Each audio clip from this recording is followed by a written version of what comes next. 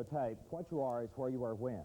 Since then, several thousand organizations and several million people have utilized the material to help understand themselves and others in business, education, religion, medicine, government, the military, even private homes. The presentation has needled, amused, antagonized, reassured, jolted, even changed the lives of many people.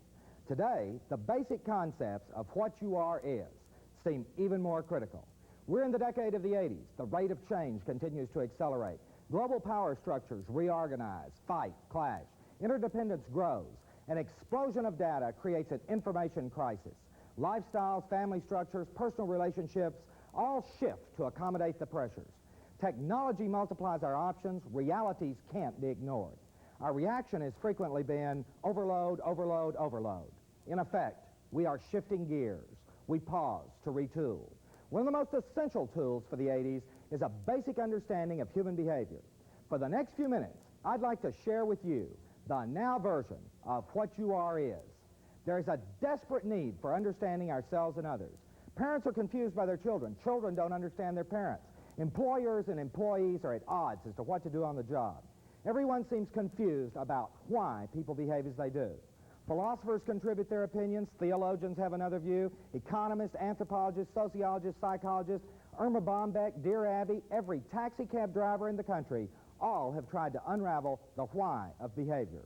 Frustration and confusion still run rampant. We find it increasingly difficult to be objective about people, products, concepts, events, the things that define our lives.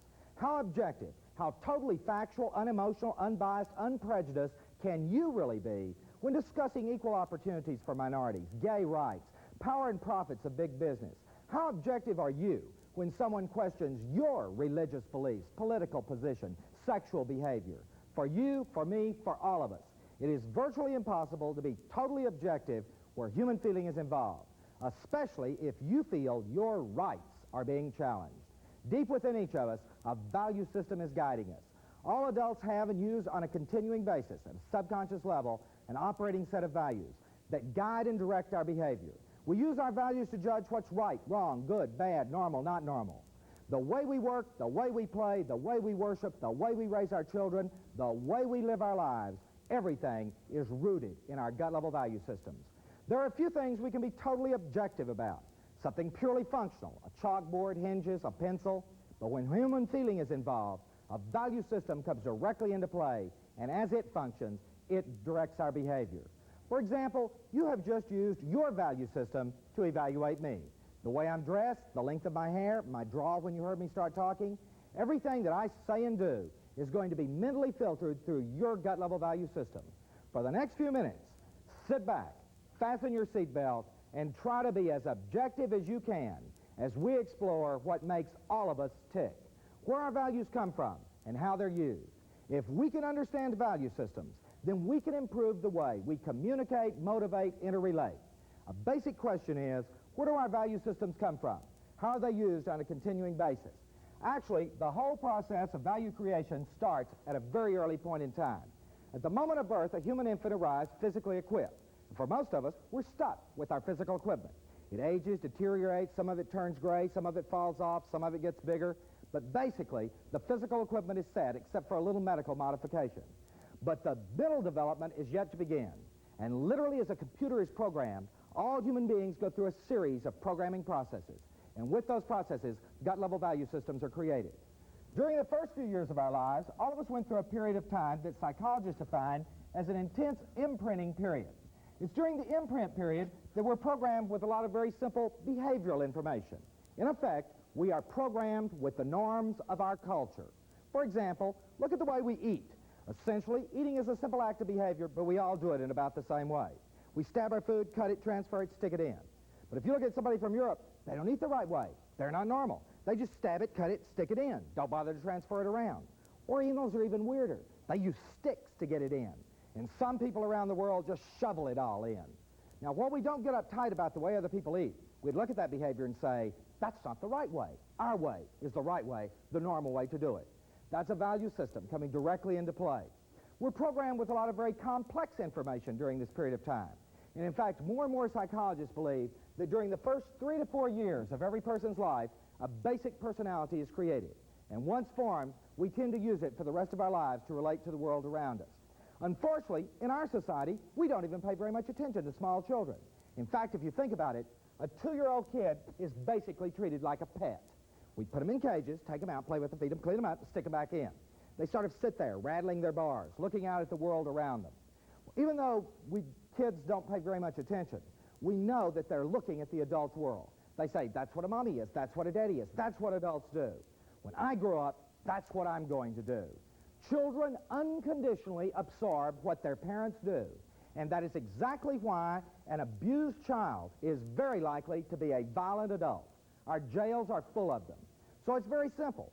Behavior like the normal, correct way to eat, and very complex behavior like how to relate as an adult are programmed in, become part of our overall developing value system. Then the programming shifts. As we move on toward the teen years, all of us became involved in a process known as modeling. Or perhaps a better word here is simply hero. Now think about it for just a minute. When you were 10 years old, who did you want to grow up to be like? Remember when people ask you, and what do you want to be when you grow up? We answered in terms of our heroes. Who were your heroes when you were 10 years old? Who did you try to walk like, talk like, dress like, be like? All of us had heroes, and for each of us critically during that period of time, heroes were important sources of value information. We observed our heroes. What they did would become okay for us to do. Now, most of us would never actually achieve that same behavior level, but it was still an important reference for our own development. The heroes could have been someone very close, parent, teacher, minister, brother, sister, or they might have been very distant people that we really never saw personally. Television personality, movie star, sports figure. Not many political heroes recently, but a lot of them desperately try. But at any point in time, within the total society, there's a hero group, and from those heroes, developing millions absorb part of their values. Then the programming shifts one final time. As we move on through the teen years, all of us became involved in a process of intense socialization. Now, technically, all of these are socialization processes. That is, they simply involve interaction with other people. But the intense socialization is very critical there. It's during this period that we are increasingly dependent on groups of people. With a little help from our friends, we experiment, validate, modify our basic value directions. Test it. Ask a 14-year-old questions like, why do you want to go there? Because everybody's going there. Why do you want to buy that? Everybody has one. Why do you do that? Everyone does it. It's everyone, everyone, everyone, the significant others. It's trite, but it is true. Birds of a feather do flock together. People of like interest, behavior, and developing value systems associate very intensely and reinforce those values. And then we're about 20. And at one point in time, everyone is about 20. And at that point in time, at a gut level, we've had it. Our value systems lock in. For the rest of our lives, we will generally know what's right, wrong, good, bad, normal, not normal. A whole series of studies indicate that the majority of adults in today's world, as adults, are operating, behaving, using the basic value systems that were programmed in through these three processing periods. Now, as we move through these periods, each of us was unique, slightly different physically and mentally. But to the extent that large groups of people are value programmed in a similar fashion, there's a tremendous similarity in terms of adults and their behavior, gut-level value responses to the world. Beyond this point in time, we do change on the surface, superficially. The way we dress, cut our hair, entertain ourselves, those are really very surface aspects of another person. But if we truly, sincerely, honestly want to understand another person, it seems very important that we go beyond the surface, the superficial, to the gut level, the value level. Now, that level, too, can change beyond this point in time if somewhere along the way we experience what can be called a significant emotional event. A significant emotional event can be virtually anything. It can be something simple, like reading a book or watching a movie. Or perhaps as complex as being fired from a job, winning a lottery, getting a divorce, a brush with death. A significant emotional event will stop you in your tracks. It's a challenge, a disruption to your present behavior patterns and beliefs. Significant emotional events force us to ask, what do I believe? What's right? What's wrong? How do I stand in this situation? Typical reactions to a significant emotional event are bewilderment, rejection, frustration, hostility. We fight to maintain our own beliefs, our own values, because to accept the possibility that a completely different way is as normal as our own can be a truly terrifying threat. Most experts agree that the majority of adults have not experienced significant emotional events of enough magnitude or intensity to alter the basic values that were programmed in through those three processing periods. Now, as we move through these periods, each of us is unique, slightly different physically and mentally. But to the extent that large groups of people were value impacted again with similar experiences, To that extent, a lot of people have at a gut level very predictable and understandable operating value systems if we analyze how they were processed. Now, as we move through these periods, each of us picked up information from generally the same sources. For all of us, the family was a major source of programming information. Everything that the family did was important. Today's families face tough competition for their children's time. Television, working parents, friends, daycare centers, all of these and others dilute the time spent together and change the influence of the family. Who is raising our children? Within the family, everything the child observes is important. How does the family show love and affection? Hugging, kissing, distant, removed? How do they communicate? How does the family solve problems? Does father always know best? Should the kids participate? How does the family interact? Are the men macho and little boys tough?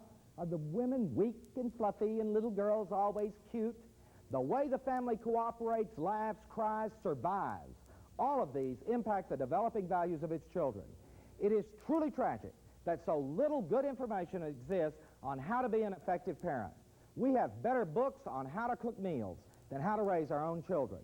Parenting is extremely complex and challenging. No simple formulas exist. The family, critical for initial value programming development. The family is most critical during the imprint period. Then, as soon as the child enters the school system, comes in contact with media, other sources of values, the impact of the family begins to drop. Millions of American families naively believe that they're still in control of their teenagers. In fact, they have lost control long ago, but they go on believing that they're there. Our friends are another major source of value information. After the family diminishes in importance, we turn to those that we associate directly with. Friends are important because they provide a tremendous amount of major reinforcement for our values, especially during the teen years. Another major source of values for all of us is church or religion. But we have to be a little bit careful there. You know, if you talk to major theologians, they'll tell you that basically in our society, we give a tremendous amount of lip service to so-called Christian values. But when you get right down to the reality of behavior, it's pretty hard to find those values at work on a day-to-day basis. Now, we do a tremendous amount of programming, especially with young people. And on the surface, at least, it looks like we're doing a great job. For example, if you had a 4-year-old kid, you could teach that kid to say his prayers, and he really knows them well. So you have somebody over for dinner, parade the kid in, and go, "Johnny, say your prayers." And he'll go, "Now lay me down to sleep, got to keep believing," rattles it off, and it doesn't mean a thing. Because at 4 years old, an individual is virtually incapable of dealing with the concept of God. That is a very abstract, very adult concept. But then the kid ages, becomes 10 or 11 or 12. In his own mind, he begins to deal with those values. What he'll ask himself, do I really believe about all this religious dogma? All these, thou shalt do these things, thou shalt not do those things. Then the kid does one of those, thou shalt not do's, and he likes it. And as soon as he does, he starts to question the whole thing. On his own, that kid is going to decide what he's going to accept or reject from that source of values. For the past few years, young people have been bombarded with all sorts of new religious values information. There have been major changes from the traditional Protestant, Catholic, Jewish basis. Old-time religion has given way to prime-time religion. Electronic ministries, exotic cult groups, gurus with unpronounceable names. Ancient Eastern imports have established a beachhead in the minds of millions. Religion, a major factor for millions in their value programming. Another major source of values for all of us is the school system, because we were intensely involved with school during a large portion of the value programming period. Think about it for just a minute. What sort of teaching techniques were used when you started the school system? Did a teacher stand in front of you and say, this is the word, believe, memorize, regurgitate. These are the absolute right answers. All those are wrong answers. You stupid flunk, you got all the wrong answers. In other words, were you programmed to believe that the world would exist with absolute white right answers and absolute black wrong answers? Or were you taught by another technique that says the world is not pure white, pure black, but a reality of gray, somewhere in between? The teaching techniques that are used in the programming of the young will be reflected in the behavior of adults as those adults grab for absolute answers in the world around them. Did you go to a school that was integrated or segregated? Because that will determine right now, to a large degree, how you value relate to people in the world who are different from the way you are. Right now, this very second, I'm a bigot. I am biased and prejudiced as hell. I was programmed to be a bigot. I value processed in Waco, Texas, the entire time. And if you had value programmed in Waco, Texas, you too would be a bigot. You would have been taught to dislike, distrust, not relate to people in the world who were different from the way you are. You would have been intensely programmed by your family, your friends, your pure white church, your all-white school. But right now, today in my job, I can't afford to be, nor do I want to be a bigot, because I have to deal with a lot of people who are very different from the way I am. But that old value's still there. It's real deep within me. And frequently, when I'm dealing with a so-called minority person, if I'm not getting along with that person, I look at them and I think, I know what's wrong with you, you SOB, you're da-da-da-da-da-da. Archie Bunker is still my hero. He says it like it is, lays it on the line. But as I said, I truly don't intend to be a bigot in the world I live in today. How do I handle it? I have to admit it. I have to recognize it. I have to bring that value programmed intensely into me long ago to the surface, because only by taking those two steps, admitting, recognizing, can I begin to create significant emotional events, change within myself. Literally millions of people today refuse to admit, refuse to accept the validity of their own past programming. And consequently, those people truly don't understand their own behavior in today's world. What about the textbooks you use? Remember those stupid little stories back there in the first few years? Dick and Jane chasing Spot? They gave us a value view of part of the world, and we didn't even know we were being programmed. You know, a few years ago, when I lived in Boulder, Colorado, a group of women filed a lawsuit against the school system. They said that the textbooks we use, and they're just like the textbooks used across North America for decades, the textbooks, they said, were sexist in their orientation. Well, as soon as they filed the lawsuit, the newspaper, the radio station, the Rotary Club, everybody got all uptight. They said, it's a bunch of damn women's livers. What the hell do they know? Get them back in the kitchen, let them bake a cake. They don't know what's going on in the school system, but they do know, as anyone knows. If you carefully, objectively evaluate those stupid little stories, you see a very strange thing. Jane never does a damn thing. All she does is stand around, look cute, twiddle her thumbs, occasionally gets the cooker clean. Dick, on the other hand, the male chauvinist pig, he's the one that makes all the decisions. He's the one that's in control. He's the one that's assumed as an adult is going to be the leader.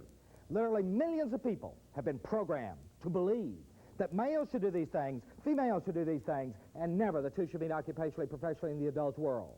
The male chauvinist pigs in today's world, and there are millions of them. We're programmed to believe that very intensely via the textbook orientation. If you look at the little stories, they still ring true. The stories always said something like, run, Dick, run. Look, Jane, look. Well, the males are still running. The major corporations, educational institutions, government agencies, and females are still looking for a place in all those areas. But Jane has a new friend called Sue, and that's exactly what she's doing to all those male chauvinist pigs unless they pay attention to the reality of the world of the 1980s. The materials that are used, the atmosphere in the classroom, all determine how values are programmed. We teach values automatically. The question is not whether schools program values, but how they program values. It can be very subtle, like the physical space, regimented rows or pits with pillows, a tree-lined campus or a cell block-like structure in an urban area. Did your teacher talk with you or at you? Values are taught directly. Censorship is alive, well, and growing. Some people tear out pages of history that don't fit their neat value view. What about sex education, the Pledge of Allegiance, prayer in school? Our reactions to all of these are rooted in our gut-level value systems. Schools, everything about them is important. Then another major source of values, perhaps, is geography. Where you grow up can be extremely critical. Geography can be significant because there are differences across any system. Where you grow up has an influence on values. Even though jet-age transportation and instant media take us wherever we want to go, the differences exist. Sunbelt, Frostbelt, east, west, north, south, urban, rural. There are unique customs, foods, lifestyles, attitudes, all become part of our developing value systems. Another major impactor in terms of values can be the economic system, the income of a family. The income of a family has a direct impact on values. Incomes used to limit our experiences, but with the good life in the 1950s, millions of the young were handed things on a silver platter. Then in the 1960s, the Great Society at a federal and local level equalized experiences for more and more young people. Then the good life went that away. The Great Society is splintered. But there are millions of people right now who were raised, programmed to expect things. It's my right. You owe it to me. Now, give it to me. I don't have to work for it. As we move through the 1980s, the distance between the haves and the have-nots will grow greater. Frustration will follow directly. Expectations programmed in down here are always reflected in adults' behavior up here. Then there are the media. All types of media are important, but the most significant programming floods in from the electronic area. Listen, watch the values being programmed into young people. You know, most adults, for example, do not pay any attention to teenage music. They really don't. The typical adult reaction to teenage music for several years has been, turn the damn thing down. We don't want to hear all that noise. Now listen, values are programming into young people. Listen to the words of the music. You know, if you tune in, for example, to the words, the lyrics of the music of a rock group called Pink Floyd. Now, most adults think that Pink Floyd was a gangster during the 1930s. In fact, Pink Floyd has been a very popular group for young people for several years, will probably continue to be popular, because they seem to speak the language that young people want to hear. The music of Pink Floyd is so potentially critical, negative, that music is presently banned in 22 countries around the world because the governments of those countries fear the impact that the words of the music might have on their young people in terms of education, jobs, responsibility, family, a whole series of important aspects of our lives. Listen to the words of the music. We've come a long way from how much is that doggy in the window to do you want to make love or just fool around. It's been a quantum leap from Moon Over Miami to a hit song that featured a woman moaning an orgasm 32 times. Listen to the words of the music. Lyrics are the reflections of the values of a generation. Listen to the rock radio stations. Across the system, rock radio has been telling young people, something's happening, life's exciting, are you with it? Get with it. And the kids are sitting around going, nothing's happening to me. It's not exciting around here. But they keep going, get with it, get with it, get with it. Eventually, a kid may go out and make something happen. Create his own excitement. From a value programming point of view, expectations are being raised, then smashed in reality. Life is not exciting on a continuous, ongoing basis. But that's what millions of young people have been programmed to expect.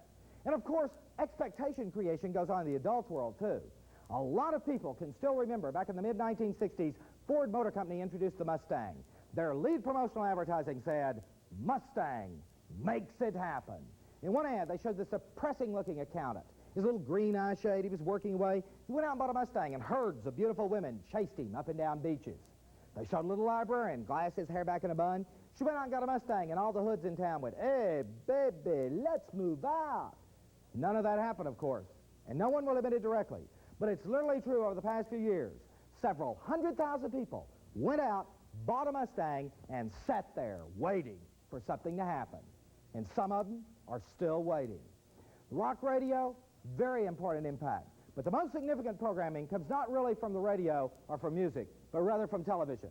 Because in a very short period of time, television did become the dominant appliance of the American society. So pervasive is television across our system that last year, 2 federal agencies concluded we have reached 100% saturation in terms of our dwelling units with TV. There are so few homes in our society that do not have television sets, we have 100% saturation. In contrast to the very real fact that still within our society, only 96% of our dwelling units have indoor plumbing. Or as someone has pointed out, there's all that crap coming in and not enough there to take it out. As the residue builds, everyone is changed. But dramatically changed are those generations who value programs with television as kind of an omnipresent electronic babysitter. Generally speaking, the television generation that was significantly impacted by intense exposure, value programming with TV, is actually now getting quite old, a little gray at the temples. People who are approaching their late 30s. It is the generation that grew up in the 1950s. From that point on, we had AT, after television people, and they were significantly impacted. But amazingly, only really recently, has anyone tried to determine the impact on those people in terms of their gut-level value systems of that intense exposure to TV. To me, one of the most interesting series of studies has always had to do with the attitude of these generations, those people programmed from the 1950s on, towards satisfaction. The general conclusion of a whole series of studies is that these people tend to want things right now. Instant satisfaction, instant gratification, immediacy in all types of solutions. That's reflected in the way they function in the marketplace, the way they buy houses, cars, vacations, entertainment, sports, literally everything. They look at it in terms of wanting it all and wanting it all now. The philosophy of nowness, getting it instantly, is probably a major root cause for our skyrocketing crime rate. Law enforcement experts pinpoint that the new surge of crime, violence in the society is directly rooted in the so-called baby boom group born after World War II, programmed starting with the 1950s. They were programmed with TV. They want theirs, and they want it now, by hook or crook. Look at their attitudes toward problem solving. Just a few years ago, college campuses exploded, and students were saying some very stupid things about complex reality. They looked at a complex problem, wanted to flick a switch to solve it. They literally said things like, we don't have anything to do this afternoon, let's get out of Vietnam. Nothing's planned tomorrow morning, let's rebuild the ghettos. Nothing's scheduled for the next day, let's change this and this and this. You just don't go boom and change it all overnight. But that's what they wanted, instant solutions to complex reality. And even though today's college students are relatively quiet, if you talk to people in college administration across the system, they'll tell you that they can sit in their offices. A student will walk in and look at them and say, this university is so screwed up, we got to change the whole damn thing. And if the administrator says, wait a minute, the university took a long time to build, it's going to take a long time to change, they'll look them right in the eye and say, hell, we don't have anything to do this afternoon, let's just change the whole thing. You just don't change a university, a corporation, a community by flicking a switch. But the instant solution is a very real orientation for literally millions of young people. Where did they get all that instantness? They value program with TV. They saw again and again, for thousands of times, they saw the world's most complex problems solved in 1 hour with 5 commercial breaks for the good life worked in. And in the commercials, the problems were solved even faster.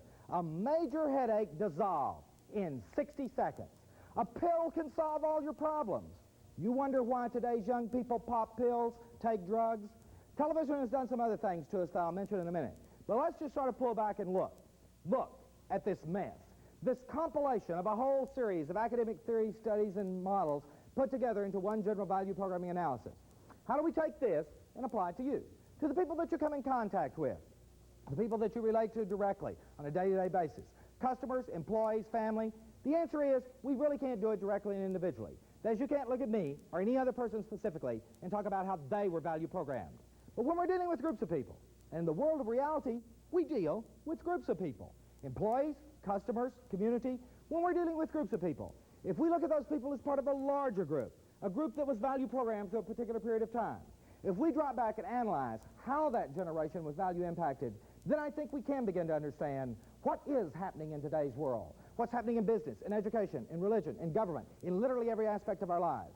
What is happening is an unbelievably unique and accelerating shift in the basic value programming activities within our society. Now we can use as a focus point for looking at other people, groups of people, at approximately 10. At approximately 10, plus or minus a couple of years on either side. Whether we remember it or not, most psychologists tell us that all of us were sort of looking around saying, this is it. This is the way the world should be. The rights, the wrongs, goods, the bads, the normals, the not normals. This is the way life should be lived. At approximately 10, probably 90% of our gut-level value system locks in to be used to filter the world for the rest of our lives. Now, there will be some change, experimentation, modification during the latter portion of the value programming sequence, but approximately 10 seems to be an excellent reference point for looking at other people, groups of people, and asking that one basic question. Where were they when they were about 10, when they were gut-level value programmed? Now, it is important that we remember we are looking at groups of people. In dealing with a group, essentially we have a so-called normal curve Bell distribution.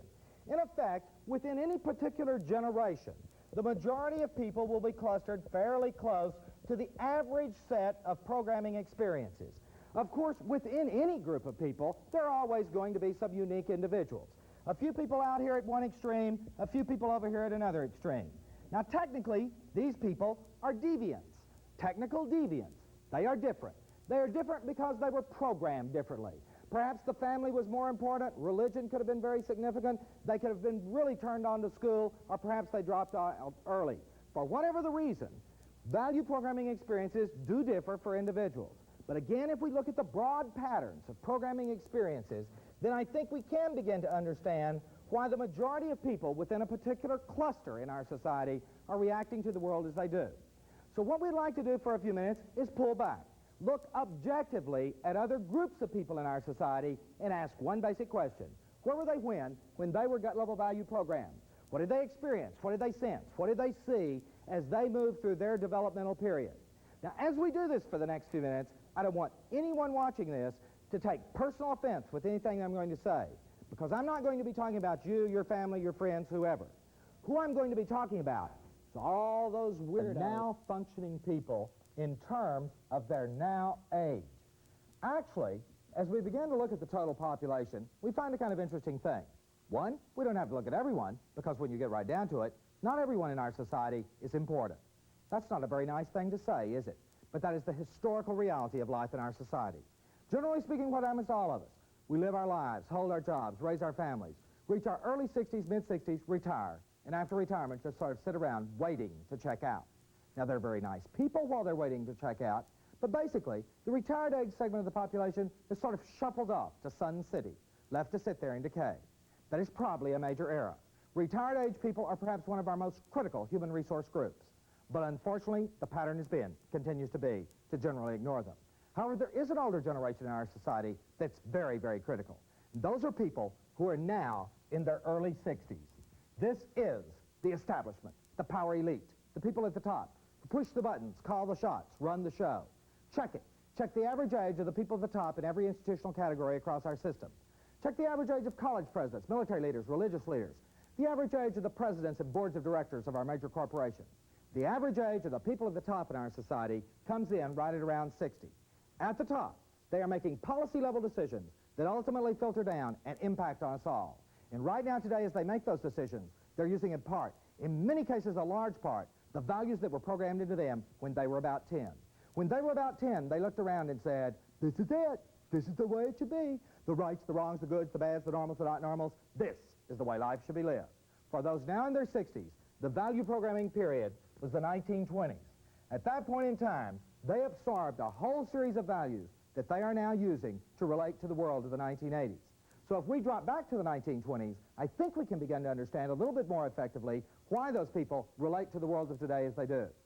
Those people looked around and saw a world that was fantastically patriotic. Just out of World War I. In the aftermath of that event, patriotism ran high. World War I was so intensely patriotic that Johnny was sitting marching off to fight, perhaps die, with bands playing at the railroad station. That's a far cry from just a few years ago, when across the system, around the world, millions of young people protested Vietnam. What was the difference? It was a different war. We had different knowledge. But basically, the value of war, the value of patriotism, changed significantly from the way it existed at that point in time. This generation is still intensely patriotic. Rightly, normally so. That's the way they were programmed to be. That's the way they've always been. But younger generations have been programmed with that value very, very differently. These people looked around and saw a family that was extremely close. A family that could best be represented by a classic Norman Rockwell painting for the Saturday Evening Post cover that showed them all clustered at Granny's for Sunday dinner. They'd all put-putted in. Look at the 1980s. How could the average American family join Granny for Sunday dinner? Part of the family lives in Florida, part of the family lives in Chicago, part of the family just moved to Colorado. Granny's on a 3-week jet tour of the Orient. Is not available to cook anyway. The family unit is the basic primary programming unit. As the structure of the family unit shifts, so shifts the values of the entire society. The family unit of the 1920s was radically different than the typical family unit of the 1980s. In the 1920s, women were first of all mothers and housewives. They raised their children directly influentially through the early value programming period. But right now, according to U.S. Labor Bureau statistics, perhaps 55% of all mothers of teenagers and younger are actively employed or seeking active employment. It is suggested that because of continuing inflationary pressures, by the end of the decade of the 1980s, probably 85% of all mothers of young people will be actively employed or seeking active employment. Major indicators of change within the basic primary programming unit. And in terms of the so-called normal American family unit, right now, as we move through the 80s, only 19%, less than a fifth, really, of all our family units are in the so-called traditional model of working father, mother at home raising the children. At less than a fifth, that is not our present normal family structure. A very, very different change, a very unique approach to raising young people in terms of today's world versus the world of the 1920s. In the 1920s, men were essentially breadwinners. They had a sense of responsibility, commitment toward their job. They were willing to work long, hard, boring, routine, repetitious, even dangerous jobs simply to have the job, to get the money, to be able to buy the new goods spewing forth. Sense of responsibility, sense of commitment. Employer-employee relationships were vastly different workforce values during that period of time. In the 1920s, they had their hippies, only their hippies were called flappers. The flappers of the 20s. It was simply the youth of that period rebelling against the values of the adults, values that had been programmed in back at the turn of the century in the late 1800s. Go back, look at the newspapers, the magazines, look at what the adults world told the flappers. Cool it, don't get excited, don't rock the boat, don't throw out the baby with the bathwater. Whatever that meant operationally, the attitude was no change. But go back, look at what the flappers said. They said, no, it's a different world, we're going to change it, live life differently. Change it they did. And the world has changed on that generation 1,000 times since that point in history. And literally millions of them simply don't understand what's happened. But the flappers of the 20s were treated in virtually identical fashion by adults in the media as so-called hippies were treated over the past few years in our society. In the 1920s, what they do for kicks, what got them excited, turned them on. What you do for kicks is a critical part of your operating value structure. For kicks in the 1920s, in a Model T, they went 40 miles an hour down a dusty country road drinking bootleg gin and loved it. 40 miles an hour down a dusty country road drinking gin. You think that's going to turn on a kid today? You've got to be kidding. Hell, 40 miles an hour is freeway entry speed. They take that totally for granted. Plus, today's young people have grown up, value programmed, with their own tricycle, bicycle, motorcycle, access to car by the time they're in high school. 40 miles an hour, physical speed, hasn't been turning them on. They've been looking for something stronger, something kickier. In the U.S., for the past few years, drugs have been a very real, very adequate answer. Booze is no longer illegal. And again, most parents don't know what's going on in their own world. I'll guarantee you, in millions of American homes today, if there's booze in the house, the kids have been drinking since they were 5 years old. Happens all the time. Parents leave the house, kid sneaks in, has a little snort, gets the buzz on, parents come back, think everything's okay, and never know that the kids are adding water and food coloring to keep the levels up. If you really haven't looked, you should examine some current studies in terms of alcohol use within our system, and you'll find that nationally, we have technical alcoholics all the way down to the grade school level. 6, 7, 8-year-old children even are actually hitting the bottle before they appear in grade school classrooms. Alcohol problems, drug abuse, very real problems within our society, problems that are directly rooted in the changing value programming activities within the system. But that type of problem didn't exist in the 1920s. In the 1920s, it was a relatively good world, a cut and dried, black and white, good and bad, normal, not normal type world. Relatively speaking, it was a good world that value programmed people who are now in their 60s. But then it collapsed, October 29th, 1929. We moved toward the 1930s. The value programming of those now in their 50s began to take place. Not only was this generation impacted by the events of that decade, but also these people, just getting ready to get out, become part of the adult world. Whew, that world collapsed economically. The Great Depression. God, it must have been an absolutely fascinating event. It had to have been a fascinating event because all these people keep moaning about it all the time. And when they talk to me or to anyone else who didn't experience the Great Depression, they talk in zero, valueless terms. It can have no meaning to me. I didn't experience it. I can't relate to it. People say things to me like, I used to walk to school 5 miles through the snow. And I think, how stupid. If it's a bad storm, I don't even go in. I just got to hell with it. Who needs to go in? I wouldn't drive 5 miles in a bad storm. These people walked. There was no other way to get there. World's clothes, ridiculous. Millions of people have always had all the nifty little color-coordinated things they wanted to wear if they wanted to wear them. These people wore clothes. There was no other choice.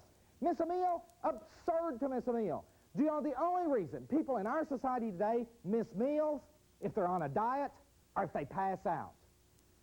These people miss meals because there was no food to eat. For those who lived it, felt it, were value impacted by it. The Great Depression created a whole series of indelible value orientations, and they're still there. Listen to these people as they talk. Listen to these people express their values when they say, you better put away a little for a rainy day. It could happen again, you know. We're really not sure about the future. Worry, worry, fret, fret. Young people have been going, get it now, live it up. A few of them have started to worry, but only a few, and only recently. These two generations, at a gut level, or at a value level, are massively security-oriented. Security in an economic sense, because what we grow up without is what becomes critical for us in our lives. What we grow up with, we accept, reject, take for granted, don't pay any attention to. These people value program without economic security. You want to motivate these people? Give them money. It turns them on, gets them excited. Young people, they expect money, assume money, demand money, but does money alone really motivate today's young employees? I can show you thousands of managers across the system in every area who will swear that for today's young employees, money alone is not a good basic motivator for on-the-job performance. But then, they were value programmed differently. Well, the Depression, too, began to go away. Things began to look up. We moved toward the 1940s, where the value programming of those now in their 40s would take place. It became increasingly evident that we would become involved in World War II. You know, from a purely psychological point of view, World War II is absolutely fascinating. It really is. If you haven't done it, you want to go back, look at the newspapers, the magazines, the movie newsreels, as we move toward involvement in that event. Basically, we were irritated, mad. We thought World War I had been the war to end all wars, the war to make the world safe for democracy. Suddenly, here we were at war again. And as a whole, we said, if we're going to be at war, by damn, we're really going to be at war. The entire system shifted to the war effort. If you lived it, you can remember it. When Lucky Strike Green went to war, you can remember the intensity involvement. Across the system, everyone got into the act. Children in grade school collected tinfoil from candy wrappers to contribute. Today's kids don't even know candy came in tinfoil, much less you could collect it and contribute it to a war effort. There were stamps, rationing, victory gardens. There was an unbelievable commitment to win and win alone. That was the only issue, the only value. No other questions were really raised. But in the intensity of that commitment, everything shifted in value programming. And again, only recently have we really tried to understand the impact on the value systems of this nation's commitment to win World War II. Basically, that commitment began the destruction of the American family unit as it has historically existed. Family decay set in for the first time on a massive basis. From the beginning of the historical American experiment, the family had been a close, cohesive unit. But suddenly, given the demands created there, they were torn apart by the millions. The men went away to fight. The women began to work. For the first time, large numbers of women on the production lines. Rosie the Riveter became a national heroine, and working women continued on. Kindergartens mushroomed, took over the raising, the value programming of the young at an earlier and earlier age. And for the men, mobility, change was programmed in. Think about it. Prior to the 1940s, literally millions of people in this society assumed they were going to grow up, have families, and die in the same general geographic area in which they were born. Millions of people never expected to go more than a few hundred miles from the physical point of birth. But suddenly, given the demands created here, they were catapulted halfway around the world in either direction. They might have seen Paris under war conditions. But once they saw Paris, Peoria didn't look nearly as good as it had before. They saw new ways to do everything, to live, to love, to eat, new ways to experience life. Mobility, programmed in, continued on. Well, we did what we set out to do, of course. We built a war machine so effective that with the press of a button, we could vaporize 160,000 people. And that is exactly, correctly, normally, what 99% of the population wanted to do, to win.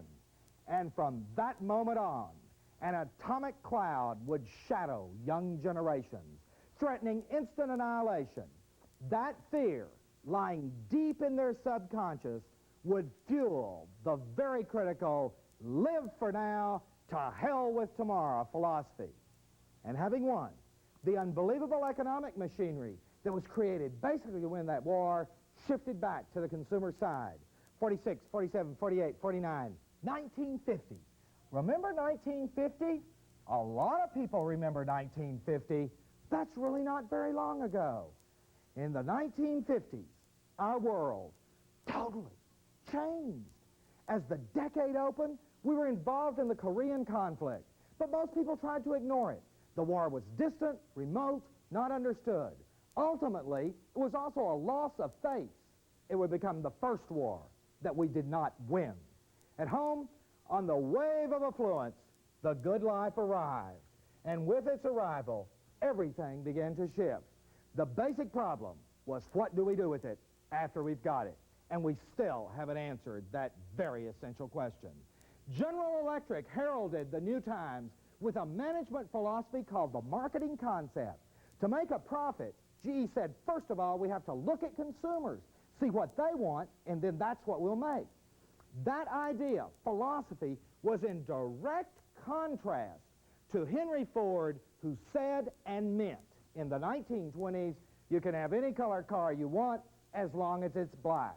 With the affluence, the value programming for these generations would be dramatically different than for any of the preceding generations. Historically, it was true, and has been for thousands of years, that in the winning nations after a major war, the youth are always overindulged. But never had a generation been so totally overindulged as this one value programming in the U.S. in the early 1950s. The value programming of those now in their 30s had begun. Go back, look at the attitude of millions of parents toward their children during that period. By the millions, parents said, my kid's going to have it better than I had it. My kid's going to enjoy life. My kid's going to get an education. My kid's going to have it better. And those kids had it better. Go back. Look at the way parents treated their children. Parents would look at their children and say things like, oh, you're bored with that toy? Don't cry. Don't get excited. We'll get you another one. Take it easy. Oh, you broke your tricycle. Poor baby. We'll get it fixed. Want an education? How about a vacation? Give, give. Take, take. And they learned their lessons very, very well. But think about the poor parents of the 1950s. Those parents have lived through the Depression, physically survived World War II. The good life beckoned. Pepsi-Cola advertised the sociables, live, enjoy, experience. They had the money. They wanted to go live it up. And they were stuck with two snotty-nosed brats at home. And in their frustration, they began to listen when along came Dr. Spock. Poor old Spock. He really didn't say what millions of people thought he said. What he said was actually very good. But through the filters of the media, millions of parents and educators thought Dr. Spock said, don't worry about your children. Leave the little darlings alone. Let them explore, raise hell, ask questions, do whatever they want to do. They'll be better adults. They are adults. A generation programmed permissively in homes and in the schools. And they learned their lessons very, very well. Demanding, threatening, questioning. And just a few years ago, this generation started asking these older generations some very embarrassing questions. And when these people asked these people those embarrassing questions, a lot of these people said, shut up. That's the way we've always done it. By God, that's the way we're going to continue to do it. You just shut up and go up and see. But these young generations will continue to ask very embarrassing questions because it's programmed into their gut-level value systems. But the parents listen to Spock. By the way, Spock himself finally said in a print interview in Time magazine, and these were essentially his own words, the massive misinterpretation of my child-rearing philosophies in the early 1950s totally screwed up millions of people now in that generation. Spock said it himself. But the parents listened. They looked at the good life, and all of a sudden they were significantly aided in abandoning their children because they could plop them down in front of the new electronic babysitter. Along came TV, television. I'm sure a lot of people remember early TV. There wasn't much of it. In 1948, there were only 100,000 sets in the entire system. By 1958, there were 52 million television sets. In a decade, it exploded across the scene. And in the explosion, it changed us all. But dramatically did it change those who would value program with it. Those in their 30s from the 1950s. Those in their 20s, value-based in the 1960s. Those now in their teens from the very unusual 1970s. And those who right now are value programming with it. Television. Think about those early TV sets. Remember back in the 1950s? Those big sets with the little bitty screen. People would sit there and work for hours to tune in a test pattern. And after they got the test pattern, they would sit there and drink and watch the test pattern. They couldn't believe it was working. Most of them had just gotten used to radio. Here came TV, it scared the hell out of them. They thought God was broadcasting or something. They didn't know what to do, but we went a long way really fast. From being fascinated with test patterns in the early 1950s to a January afternoon in 1971 when on that day and time they dared to interrupt a live professional basketball game to show the live launch of the third moonwalk. So incensed was the American public at NASA and the networks that a public relations director for NASA was fired. And from that point on, NASA had a policy that said they would consider not interrupting professional sports to show space shots. That's a long way from being fascinated with test patterns to being bored with going to the moon. In fact, the space program is an excellent example of our rapidly changing values. Virtually every person alive at that point in time can remember one day in history that hot night, July 20th, 1969. The world stayed awake to watch as at 10:56 p.m. Eastern Daylight Time, Neil Armstrong became the first human being to touch the moon. We were there, live, emotionally in color, and he went, whoa, and we went, pow. We've reached the moon. 2 years later, millions of people said, what the hell are they doing gathering all those rocks? We don't care about that. Let's see something exciting. Let's be entertained. And young people asked to watch the third moonwalk. They said, hell, we'll watch a rerun. They're only going to the moon. Think about that. From the beginning of time, man had dreamed of flying, reaching the stars. We could do it, sense, emotionally relate, and a major reaction became, to hell with it. Let's see something exciting. Let's be entertained. Television jaded us. Television bored us.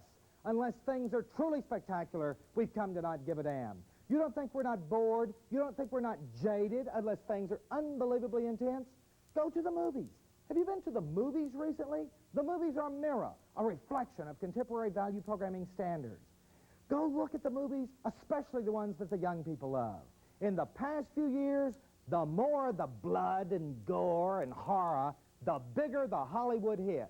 Heads explode, people are eaten alive from the inside out, in blood and guts streaming everywhere. Babies are slaughtered, and young audiences moan, ooh, gross me out. Give me more.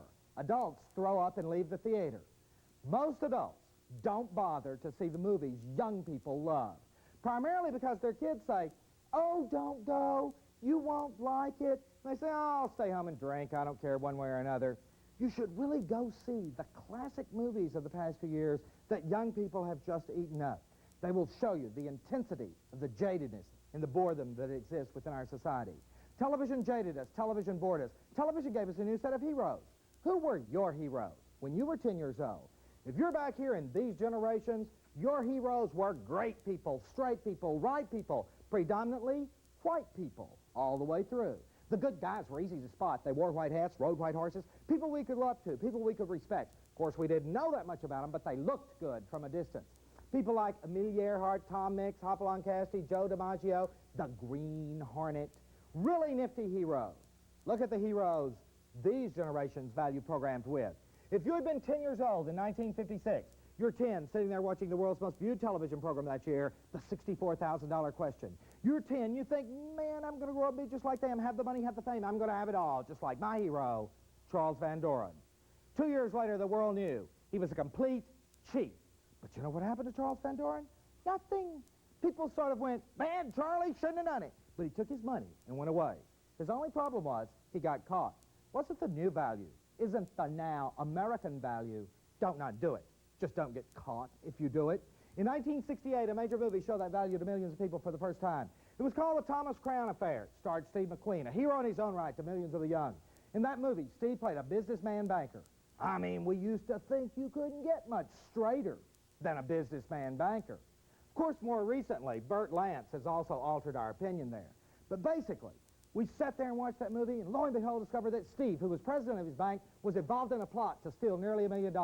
Poor Steve, we thought he's going to get caught. Faye Dunaway's after him. The whole plot keyed into the takeoff of a jet from Logan International Airport. If the plane cleared the end of the runway on a flight to Europe, the bad guys win. It started the takeoff roll. Audiences yelled, stop it, shoot it. But that plane took off. And that was the end of the movie. And people went, wait a minute. What the hell? The bad guys won. Bad guys aren't supposed to win, but bad guys have been winning again and again over the past few years. If you don't think don't not do it, just don't get caught if you do it, is not the now value. Think about Watergate for a few moments. We're tired of Watergate, bored with Watergate. I mean, my God, that was 1972-73. That's ancient history. Think about Watergate from a value programming point of view. When that event first occurred, only a handful of people in this station bothered to give a damn. The rest of the system, our government itself, said, oh, it's just a few $1 million. They're just bugging one another. Let's don't worry about that. Let's see something exciting. Let's be entertained. And the television networks were blitzed with criticism when they dared to take soap operas off the air to show the John Dean testimony and the beginning of the end of the Nixon administration. Watergate, political theorists around the world have been saying since it occurred, is perhaps the single most significant political event in the entire 200-year history of the U.S. But think about Watergate from a value programming point of view. Think about these young people that value programmed with Watergate. What do you think they're going to be like politically as adults? As they value programs by watching the Vice President and the President of the United States resign because they were crooks. But then came the pardons. And the very clear value message is, don't not do it. Just don't get caught if you do it. But if you do it, and you get caught, if you have the power, if you have the pull, if you have the push, you can thumb your nose at the United States Constitution, baby. Walk over whoever the hell you want to walk over, then move to California, live in a big mansion, move to New York, do whatever the hell you want to do. We'll forgive and forget, like it really didn't matter anyway. We have just value programmed millions of people totally differently than any have ever been programmed in this or any system. And we are going to live with that programming for a long, long time. Heroes for the 1980s, they are media created, media hyped, and media destroyed. There are no great American heroes today. Here today, gone tomorrow, but they made $1 million in the process. TV gave us a new set of sleazy heroes. Consider the international hit Dallas. The deceit, the plotting, the lying, the stealing, the lust, and millions cheer. What sort of hero is J.R. Ewing for our young people? A new set of heroes, a new set of social values and change, social change. Do you remember May 17th, 1954? I do. That is the day the Supreme Court of the U.S. said, thou shalt integrate your school system. I remember my junior high school teacher broke into tears and cried that day. The old woman knew it was the beginning of the end of the world as she had known it. What she didn't know, couldn't know, was how unbelievably rapidly we could change. Truly, in a short period of time, we took giant steps in terms of racial relations. We have a long way to go before it all smooths out, but in a very short period of time, progress was made. By 1958, Martin Luther King was well on his way to becoming a national, soon-to-be international hero. Civil rights had exploded across the South, would soon erupt in the North and the West. Why 1958? Why Martin Luther King? There have been other great black leaders in the past. Did you really ever ask yourself, why the civil rights explosions over the past few years? Probably, primarily, because of television. Think about it very clearly. Let your mind go way back in time. We knew what was going on. Harriet Beecher Stowe wrote Uncle Tom's Cabin in 1852. It was there, the bigotry, the hate, the prejudice. Roots was real, and they all knew it.